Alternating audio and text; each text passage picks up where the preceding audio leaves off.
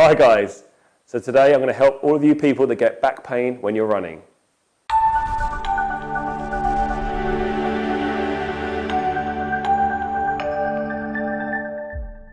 Hi guys, well today's video has been inspired by a couple of our members. We had a running WOD today here at CrossFit, and a few of the members started complaining about getting lower back pain when they're running, and they were asking me as reasons why that happens. I mean, where do I start? Because there's a multitude of things that can cause lower back pain and lower back pain when you're running. But I think some of the key areas I'm going to cover today. So having good posture when you're running is really important. And by good posture, I mean neutral spine. That's the first thing. So a lot of people, and often caused by problems with their tightness and weakness in their muscles, are going to have posture where their lower back tends to go into too much extension. So the first thing is, how do you find neutral spine? I find the simplest way to do that is in a 4-point kneeling position. So I'm going to show you here on the floor. So I'm going to get into a kneeling posture here. Hands under my shoulders, knees under my hips. And what I'm going to do is I'm going to create as much arch as I can in my back. And then I'm going to tilt my pelvis under and flatten it out. Then I'm going to create that arch again. And then I'm going to find that middle position there.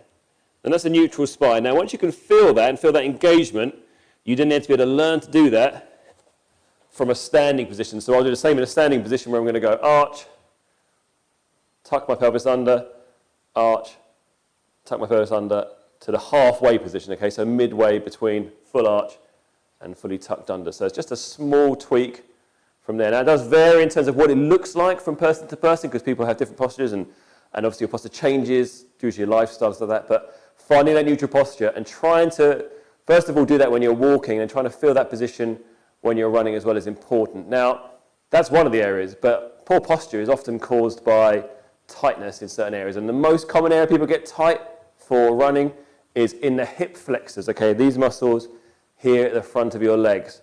Why are people tight in the hip flexors? Well, because the hip flexor does this. So what do we do most of the time? Sit down. If you're in an office job, you're sitting in your car, you get on the sofa, you sit down all day long. That's why I don't like machines in a gym where you're sitting down, because all you're going to do is spend 8 hours of work sitting. You're going to spend another hour in the gym sitting. So stay away from those. Tight hip flexors, they're going to restrict how much your leg, or your hip even, can go into extension this way. So if your hip can't go into extension because your hip flexor's tight, then what's going to happen is, as your leg goes back, you're going to get that leg going backwards by getting back extension, okay? So your back is going to extend this position here, and you're going to get this pinching feeling in the lower back. So you need to make sure you're stretching your hip flexors. I'm going to show you a very simple one, quite a mild one. And that is from this position here, 1 foot on the floor, and from this position you're going to drive your hips forward to stretch out the hip flexor. You can increase that by putting this back foot on an elevated surface, or even if you're feeling really brave, you can put that back foot up against the wall and drive it forward. That's going to give you a much more intense version of the stretch. And if you add a little overhead reach as well, that's going to increase that stretch further. But tight hip flexors are one of the key reasons for back pain in general, and that'll be exacerbated when you run, because obviously you require that hip extension. The other thing that can happen is, obviously, if you're used to recruiting your lower back, then your glutes are going to be switched off the whole time. So it's really important you switch on your glutes before you go running. We use an exercise here in the gym called an X-band walk. I'm going to show you this very simple one here. So step on one of these bands. These are easily obtained from Amazon. They're about $9.99. You don't need too much tension, believe me, when you do this. You're going to cross that band over. You're going to push hips back and bend your knees. Keep your feet pointing forward, don't let them turn out here. Drive your knees out, and then go into this position here. Now this is going to activate the muscles in the side of the hip. Glute medius is one of the main ones.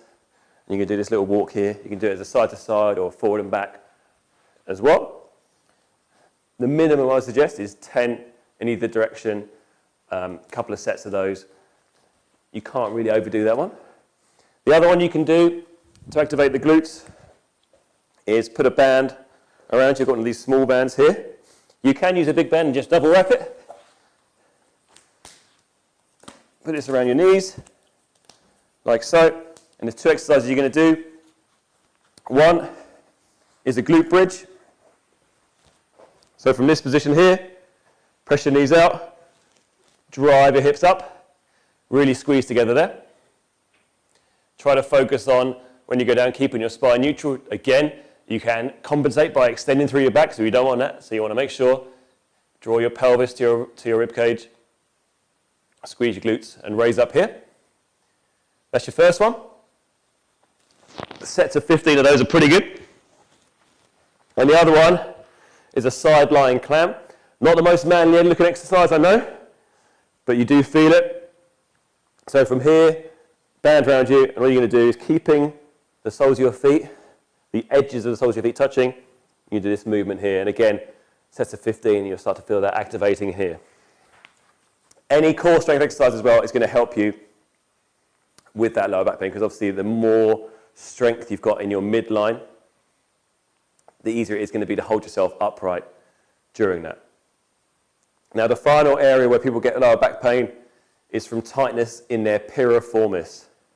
The piriformis is a small muscle that runs across the top of your buttocks here. It's basically a stabilizer. It acts in terms of internal and external rotation. It also crosses your sciatic nerve. So if any of you get any sciatic pain, that's a pain that runs often down the side of your leg, sometimes into your back, you might even feel it down the side of your knee, like a shooting type pain, then the piriformis can be one of the causes of that. Its tightness is going to stop your hip being able to move properly and function properly. So, you've got a piriformis roll out we're going to do first, and then we're going to do a piriformis stretch. So a piriformis roll out, you're going to use, a lacrosse ball is best for this. You can use a foam roller, but they're not quite as precise as what you're going to do. So get in your lacrosse ball, bring the leg that you're going to work across the thigh, the opposite leg. Get that lacrosse ball right underneath your butt there, on the side, towards the top of your pelvis, and just start working that until you feel areas where it's tight, and you see my sort of eyes pinching there because it's a little bit tight in this area. So just work circular motions and just try to feel that tension and work that out. This is a great solution if you haven't got time for a sports massage, but if you've got a great soft tissue therapist, then go and see them because they will definitely get to the root of that problem. Okay, work through that, and then add to that a piriformis stretch, which is basically using the same position. This time you're going to be lying on your back. So what we're going to do is we're going to get, again, the leg we're going to be stretching. We're going to put that across the opposite thigh. This time you're going to lie back, bring that leg up, reach through the hole in the middle, grab the opposite leg, pull that towards you, and then using the muscles on the outside of the hip, press that knee away. Or if you want to give assistance, you can use this elbow here to press in. And you'll definitely feel that stretch across the back there. If you cannot get this leg to 90 degrees to your body, so in other words, if you're in this position here, where this knee is pointing behind me, then that piriformis is tight. There's a good indicator for you. If you can get it to 90 degrees, then that's pretty good range of motion. It's not too bad in there. Obviously, there might be other contributing factors to why you can't get your hip open there. If you've got any actual problems with the actual function of the hip itself, the hip joint, that could be an issue as well. But the piriformis is quite often the cause of that. So working on this stretch, give that at least, I don't believe in a 30-second stretch, I believe at least a minute hold for any kind of improvement is required. So there we have it.